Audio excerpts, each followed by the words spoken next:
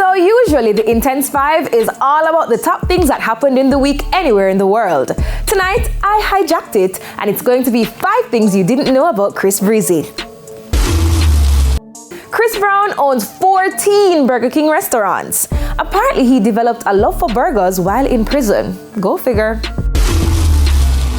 Before he was famous, Chris Breezy went by the name C-Sizzle. Well, he's still sizzling, I'm just saying. With all his hits, Chris Brown has 1 Grammy. Can you believe it? Make it make sense for me, please. His favorite colors are gray and red. Guess I know what I'll be wearing tomorrow night.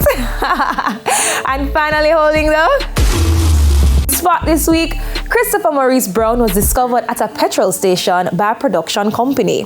His first album made it to number 2 on the Billboard charts.